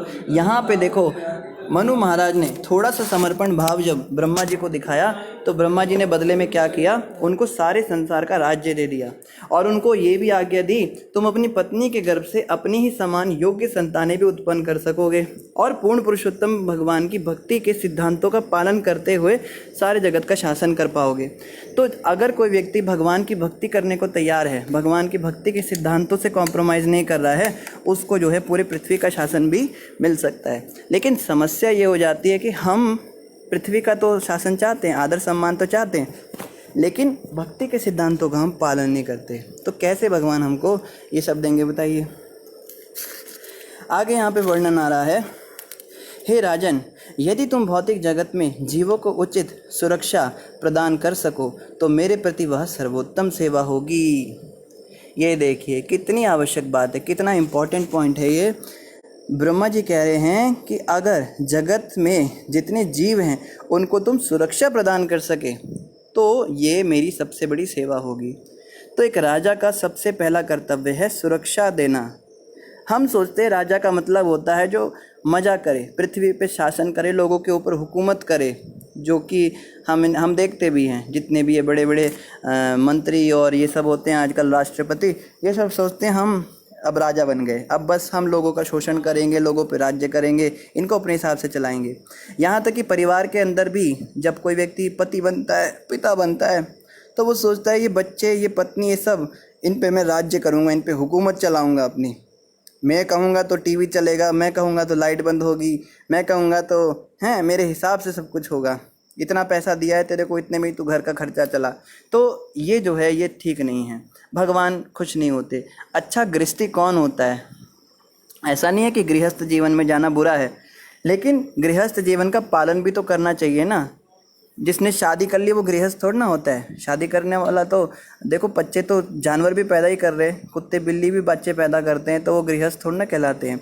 गृहस्थ वो होता है जो अपने अंडर के लोगों की सुरक्षा करता है। सुरक्षा मतलब एक तो होगी आर्थिक सुरक्षा या सामाजिक सुरक्षा या पारिवारिक, परिवार में जो दूसरी सुरक्षाएं होती हैं, पर यहाँ पे जिस सुरक्षा की बात हो रही है वो है आध्यात्मिक सुरक्षा, कि उन्हें 84 लाख योनियों के चक्कर में जाने से बचाएगा, वो व्यक्ति पति कहलाता है। कहा है ना, पिता न स्याद, मातृ न स्याद, गुरु न स्याद। आगे भागवत में श्लोक आएगा कि ऐसे व्यक्ति को पिता नहीं बनना चाहिए, ऐसे व्यक्ति को पति नहीं बनना चाहिए, ऐसे व्यक्ति को गुरु नहीं बनना चाहिए जो अपने आश्रित जनों को भगवत प्राप्ति ना करा सके। अपने हृदय में हमें पूछना चाहिए खुद से, क्या मैं इस लायक हो गया हूँ कि अपनी पत्नी को मैं भगवत प्राप्ति करा सकूँ, उसको भगवान से मिला सकूँ? क्या मैं इस लायक हो गया हूँ कि मेरे जो बच्चे हैं उनको मैं भक्ति में आगे बढ़ाकर 84 लाख योनियों से उनका चक्कर छुड़ा सकूँ? क्या मैं इस लायक हो गया हूँ कि मैं गुरु बनूँ और अपने शिष्यों को भगवत प्राप्ति करा सकूँ? अगर लगता है तो कीजिए, नहीं तो शास्त्र कहते नहीं बनना चाहिए। ऐसे व्यक्ति को थोड़ा समय रुकना चाहिए और गुरु के आदेशों में रहकर अपने को शुद्ध करना चाहिए, पहले से योग्य बनना चाहिए, तब उन्हें पति, पिता या माता, इवन शास्त्र कहते हैं माता भी नहीं बनना चाहिए ऐसी स्त्री को जो अपने बच्चों को भगवत प्राप्ति नहीं करा सकती। गुरु महाराज अब अक्सर जो है एक बात बोलते अपने प्रवचन में, कहते जननी जने तो भक्त जन, या दाता या शूर, नहीं तो जननी बांझ रहे क्यों खुआवे नूर। कि जननी को अगर जनना है, जननी उसको कहते हैं जो जन्म देती है, जन्मदात्री को जननी कहते हैं। अगर माँ बनना है तो किसी भक्त को पैदा करें, कोई भक्त संतान पैदा करे। कहने का मतलब अपने बच्चों को भक्त बनाएं। कहते हैं ना कि आजकल की औरतों को बोलो आपके बच्चों को मंदिर भेजा करो, नहीं नहीं नहीं हमारे बच्चे तो मॉडर्न हैं, टाइम नहीं है, उसके ट्यूशन्स होते हैं, वो वहाँ स्पोर्ट्स में जाता है, वो करता है, वो तो आईआईटी क्रैक कर रहा है, वो तो उसकी तैयारी कर रहा है, हमारा बच्चा तो बड़ा बिजी है, वो मंदिर नहीं आ सकता। तो ऐसी स्त्रियाँ हो गई, बताइए। इनको ये नहीं पता है कि आज अगर इसको संस्कार नहीं दिए, कल को बड़ा आईआईटीएन बन जाएगा, क्रिकेट स्टार बन जाएगा, रॉक स्टार बन जाएगा बच्चा, या कोई बहुत बड़ा अफसर बन जाएगा, लेकिन संस्कारों की कमी के कारण आज्ञाकारी पुत्र नहीं बन पाएगा, आपके किसी काम नहीं आने वाला। वो शादी करेगा, अपनी पत्नी के साथ अलग रहेगा, कहेगा बुढ़िया तू जा घर से बाहर निकल। ये स्त्रियां ये नहीं जानती, आज अपने बच्चों को संस्कार नहीं दे रही हैं, इसकी वजह से आगे चल के ये बच्चे इन्हीं को नहीं पूछेंगे, पर मोह में पड़ी हैं, वो अपनी उसमें चल रही हैं। स्त्रियां अपनी सास का सम्मान नहीं करती आजकल, कहती है बुढ़िया है, परेशान कर रही है, टुकड़े खा रही है, मरती भी नहीं है, या बुढ़ा है तो माँ बाप का सम्मान नहीं करते हैं। पर ये जो बहू है ये जानती नहीं है कल को इसे भी सास बनना है, इसकी भी बहू आएगी और वो भी इसके साथ यही व्यवहार करेगी। ये संसार में अज्ञानता है। देखो, इसको कहते हैं देख कर भी अंधे होना। हम लोग आँखों वाले अंधे हैं, एक होते हैं जो बिना आँखों वाले अंधे होते हैं, हम आँखों वाले अंधे हैं, हमें सब दिख रहा है, हम जो व्यवहार कर रहे हैं। एक अंग्रेजी में कहावत है, what goes around comes around, जैसा करोगे वैसा भरोगे। आज आप दूसरों के साथ जो कर रहे हो, कल को वही चीज़ आपके साथ भी होने वाली है, पर लोग मोह में पड़े होने के चक्कर में समझ नहीं पाते। तो जब तक व्यक्ति, स्त्री जो है ये भाव नहीं रखती कि मैं अपने बच्चे को भक्त बनाऊंगी, तो गुरु महाराज कहते हैं जननी जने तो भक्त जन, या दाता। अगर तुझे लगता है भाई तू भक्त को नहीं जन्म दे सकती, तेरा बच्चा अच्छा भक्त नहीं बन सकता, तो कम से कम दाता बने। दाता मतलब देने वाला, दानी बने, लोगों को बांटे, समाज को दे। एक होता है लेने वाला, केवल समाज से लेता है, शोषण करता है, उनका करप्शन करता है, जेबें काटता है लोगों की और पैसा बटोरता है। लेकिन दाता बने, हमारा बच्चा जो है आगे चल के देने का कल्चर सीखे कि मैं दूसरों को देता रहूं, लोगों को सुखी करूं। कहा है ना, सर्वे भवन्तु सुखिना सर्वे सन्तु निरामया। हमारा तो सनातन धर्म यही सिखाते, सब सुखी हों, सब अच्छे हों, सब समृद्ध हों, और हम इसमें निमित्त बने तो कितना अच्छा हम दूसरों को सुखी करें। तो या तो दाता बन जाए तेरा बच्चा। कोई स्त्री कहे भाई मेरा बच्चा तो दाता भी नहीं बनने वाला, तो फिर आगे कहते हैं इसमें, या दाता या शूर, नहीं तो किसी शूरवीर को पैदा कर दे, कम से कम अच्छा शूरवीर हो, कुछ कुर्बानी दे देश के लिए, कुछ बड़ा काम करे, लोगों समाज में लोगों का अच्छा भला करे। जैसे यहाँ पे आ रहा है कि लोगों की रक्षा करे, तुम जो है लोगों की रक्षा करो, ब्रह्मा जी कह रहे, तो शूरवीर हो, रक्षा करे, अपने समाज के जो दबे कुचले वर्ग हैं, जो स्त्री हैं, बच्चे हैं, बूढ़े हैं समाज में, उनकी रक्षा करे, शूरवीर को जन्म दो। अगर इसको भी तू जन्म नहीं दे सकती, नहीं तो फिर जननी बांझ रहे, फिर तू बांझ रह जा, क्यों खुआवे नूर, क्यों तू अपना शरीर बेकार कर रही है। बच्चे पैदा करके तू अपने शरीर का भी वो कर रही है, शरीर तो बेकार हो जाता है ना स्त्री का, तो क्यों तू अपना शरीर बेकार कर रही है, तू बांझ ही रह जा, तू बच्चे पैदा ही मत कर। तो ऐसा यहाँ पे बताया जा रहा है कि अच्छी संतान उत्पन्न करने के लिए ही गृहस्थ जीवन में प्रवेश किया जाता है। उनको भक्त बनाइए। बच्चों को अगर ये करा दिया, कंप्यूटर दिला दिया, मोबाइल दिला दिया, कहीं भेज दिया, दिल्ली मुंबई पढ़ने के लिए भेज दिया, अच्छे भले बच्चे वहाँ जाते हैं। हम तो रहे हैं ना वहाँ पे, 3 साल दिल्ली में हम रहे, हॉस्टल के अंदर देखा है हमने क्या होता है। बच्चों को बस खाली नए नए अच्छे अच्छे घरों के बच्चे आते हैं, पूजा पाठ वाले होते हैं, वो सीनियर आएंगे, कहेंगे क्या तो ये पूजा पाठ औरतों वाले काम कर रहा है। लड़की होंगी तो कहेंगे कहाँ तू बहन जी बनी हुई है, उसको गंदे गंदे कपड़े पहनाएंगी। लड़का होगा तो उसको शराब पिलाएंगे, बीड़ी सिगरेट फुकवाएंगे, उससे मांस खिलाएंगे, गंदे कामों में उसको लगा देंगे। फिर गर्लफ्रेंड बॉयफ्रेंड शुरू होगा, सारा शरीर भी पापमय हो जाएगा, मन भी पापी हो जाएगा, दूषित हो जाएगा। सारे जो इतने 20-25 साल संस्कार दिए माँ बाप ने, वो बस 20-25 दिनों में सब खत्म हो जाते हैं अच्छे खासे बच्चों के। तो भैया ये सब करने से अच्छा उसको भक्त बनाइए, उसको जो है अच्छी सोहबत में रखिए। और यहाँ पे ब्रह्मा जी आगे क्या कह रहे हैं, यदि वे तुष्ट नहीं होते तो प्रगति के लिए किया गया मनुष्य का श्रम व्यर्थ है। अगर आपके निज आश्रित जन, माफ़ कीजिएगा ये नहीं है, हाँ, जब परमेश्वर तुम्हें बद्ध जीवों के उत्तम रक्षक के रूप में देखेंगे तो इंद्रियों के स्वामी निश्चित ही तुम पर अति प्रसन्न होंगे। तो भगवान ऐसे लोगों पे बड़े प्रसन्न होते हैं जो दूसरों को सुरक्षा देने के लिए सोचते हैं। तो प्रचार कार्य जो हमारा है, जो हम प्रचार करते हैं, लोगों को जा के भक्ति के बारे में बताते हैं कि आप सब भक्ति को स्वीकार करो, भगवान के भक्त बनो, गीता पढ़ो, भागवत पढ़ो। इस प्रकार से जब हम दूसरों को प्रेरित करते, प्रोत्साहित करते हैं तो भगवान बड़े खुश होते हैं हमसे। और आगे कहा जा रहा है, पूर्ण पुरुषोत्तम भगवान जनार्दन ही समस्त यज्ञ फलों को स्वीकार करने वाले हैं। तो जनार्दन भगवान पूर्ण पुरुषोत्तम कौन है? कृष्ण भगवान हैं, और यही समस्त यज्ञ और फलों को स्वीकार करने वाले हैं। हम जो भी अच्छे काम करते हैं, हमें यही समझना है हम सोसाइटी के लिए कुछ अच्छा नहीं कर रहे। कोई सोचे हम तो बड़ी सोशल सर्विस करते हैं, हमने तो बड़े लोगों का कल्याण कर दिया, बड़े लोगों पे उपकार कर दिया। कोई गुरु बन गया तो सोचे मैंने अपने शिष्यों का कल्याण कर दिया, माँ बाप सोचे मैंने अपने बच्चों पे बड़ा एहसान कर दिया, या पति सोचे मैं अपनी पत्नी का बड़ा ध्यान रखता हूँ, पत्नी सोचे मैं तो पति की बड़ी सेवा कर रही हूँ। कोई किसी की सेवा करने की ज़रूरत नहीं है। जो भी कर्म हम कर रहे हैं केवल भगवान की प्रसन्नता के लिए हमें करना है। इस बात को समझना है। हम अपने बच्चों को अच्छे संस्कार इसलिए दे रहे हैं कि ये हमारी भक्ति है, भगवान ने हमें दिए हैं, हम अच्छे संस्कार देंगे तो भगवान खुश होंगे। आगे ये कुछ करे, ये स्वीकार करें हमारे संस्कारों को या ना स्वीकार करें। कल कोई गलत काम में पड़ गए, हमने तो अपना वो ड्यूटी पूरा किया ना, पति ने अपनी पत्नी को तो अच्छे उपदेश दिए ना, पत्नी ने तो अपने पति की सेवा की ना। अब वो क्या कर रहे हैं इससे हमें मतलब नहीं, हमने भगवान के प्रति सेवा कर दी। तो भगवान की सेवा हमें सोच के लोगों का कल्याण करना है। हम जब किसी को प्रसाद भी बांटने जाते हैं, शॉल कंबल बांटने जाते हैं, गरीबों को पैसे भी देते हैं, सब कुछ करते हैं, तो इसका ये मतलब नहीं कि हम दाता बन गए।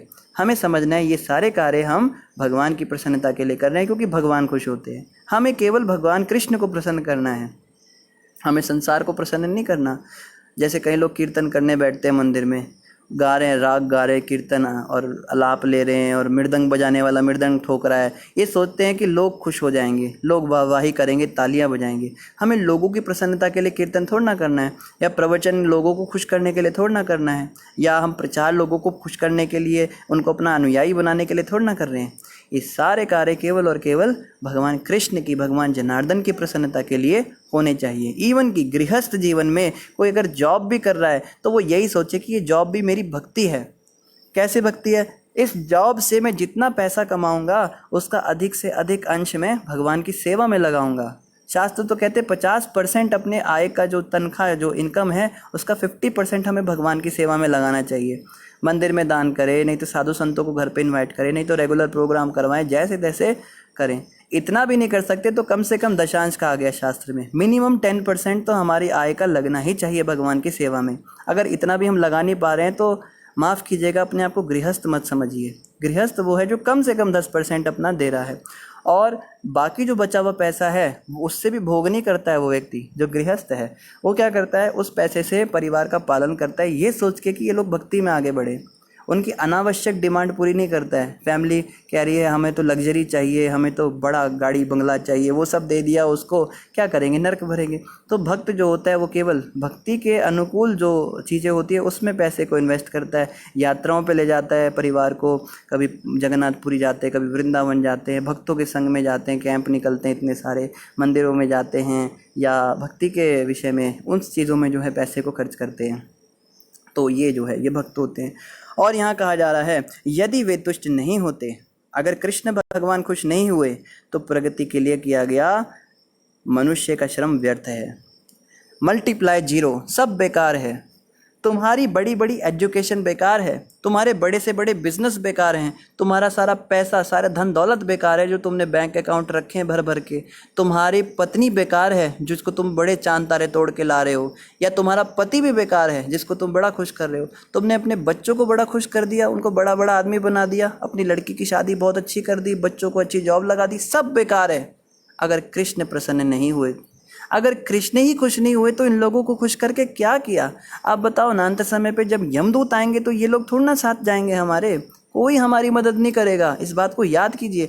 गुरु महाराज अक्सर ये चीज़ कहते हैं, हम सबको ये संसार छोड़ना है एक दिन, लेकिन हम लोग इसके विषय में चिंतित ही नहीं है। हम सोचते हैं हमें तो सारी ज़िंदगी जीना है, अभी 100 साल जीना है, कुछ नहीं पता पल में कब मृत्यु आ जाए।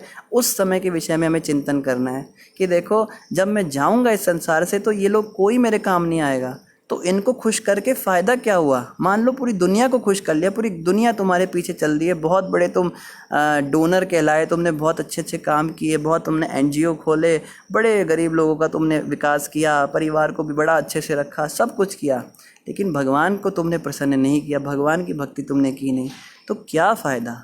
मल्टीप्लाई ज़ीरो, अंत समय पे कुछ काम नहीं आएगा। और ब्रह्मा जी यहाँ पे कह रहे हैं सारा जो तुमने श्रम किया सब व्यर्थ है। जैसे गधा मेहनत करता है ना, धोबी का, वो इतनी मेहनत करता है, गधा भी बहुत मेहनत करता है, धूप में अपने ऊपर खूब वजन लाद के जाता है, फेन निकल जाता है, उसके मुंह से झाग निकलते हैं, लेकिन क्या है उसका जीवन? धोबी को खुश कर रहा है। हम भी उस गधे के समान विभिन्न धोबियों को खुश करने के चक्कर में लगे रहते तो बेकार है। और यहाँ कहा जा रहा है वे चरम आत्मा हैं, अतएव जो व्यक्ति उन्हें तुष्ट नहीं करता वह निश्चय ही अपने ही हित की उपेक्षा करता है। अपने ही पैरों पे कुल्हाड़ी मार रहा है वो व्यक्ति जो भगवान को छोड़कर संसार को खुश करने के लिए लगा हुआ है। संसार ना तो किसी से आज तक खुश हुआ है ना कभी होगा। इस संसार के लोग कभी भी खुश नहीं होने वाले। कई बार हमने उदाहरण सुना है, हम जब शादी ब्याह करते हैं तो सोचते हैं अच्छे से अच्छा करें, उनके जोड़े भी कर रहे हैं, सोना चांदी भी को भी दे दिए, घर परिवार में इतना कुछ दिया, गाड़ी भी दे दी, लड़की भी दे दी, सब कुछ दे दिया, बड़ा अच्छा किया। उसके बाद भी लड़के वाले कुछ ना कुछ कहीं ना कहीं कमी निकाल देंगे, भाई ये चीज़ इन्होंने की नहीं, ये चीज़ तो कितनी कॉमन सी चीज़ है, इनको इतना भी नहीं पता, ये तो सब करते हैं। मतलब इन लोगों ने कुछ ना कुछ कमी निकाल ही देनी है। संसार में आप किसी को कितना भी खुश कर लो ना, बच्चों को कितना भी अच्छे से अच्छा आप एजुकेशन दे दो, सब कर दो, बच्चे बड़े होके क्या कहते हैं? एहसान किया अब पैदा करके हमें अपने ऊपर, तुमने किया ही क्या आपने मेरे लिए पिताजी? ये तो सब बाप अपने बच्चों के लिए कर रहे हैं, तुमने क्या स्पेशल किया है? ये सुनने को मिलता है, और ये आप भी सुनेंगे, हम भी सुनेंगे, सबको सुनना पड़ता है। तो इस बात से हमें समझना है, संसार की छोड़िए, भगवान को खुश करने का प्रयास कीजिए। और अगर संसार में भी रहना है, संसारी काम भी करने हैं, तो यही सोच के करने हैं कि भगवान की प्रसन्नता के लिए हों। और भगवान कभी खुश नहीं होंगे अगर हम शराब पिएंगे, मांस खाएंगे। तो कोई भी कार्यकलाप हमें शास्त्रों के अनुसार करने हैं। गुरु साधु शास्त्र, गुरु महाराज की आज्ञा में रहकर हमें पूछना है कि क्या क्या काम हम करें। गुरु महाराज, हम गृहस्थ जीवन में हैं या ब्रह्मचारी जीवन में हैं या हम ऐसे संसारी जीवन में हैं। शास्त्रों को पढ़ना है, शास्त्रों में जो जो काम नहीं करने को कहें वो नहीं करने चाहिए। और साधुओं से हमें पूछते रहना चाहिए, जो भी आगे पीछे हमें मिलते कुछ ना कुछ उनसे भी सीखते रहना चाहिए। तो इस प्रकार से हम एक अच्छे व्यक्ति बन सकते हैं और भगवान को प्रसन्न कर सकते हैं। आप सभी भक्तों का बहुत बहुत धन्यवाद। किसी का कोई प्रश्न हो तो कमेंट पर लिख सकते हैं। कविता माता ने क्या लिखा है? दिल्ली की बात करके आपने पुरानी बात याद दिला दी प्रभु जी, आपको मेरे द्वारा बनाए गए लड्डू याद आ गए या भूल गए? हाँ माता, हमें याद है, आपने बड़े अच्छे लड्डू बनाए थे, आपका बड़ा धन्यवाद। दिल्ली की स्थिति बड़ी ख़राब हो गई है।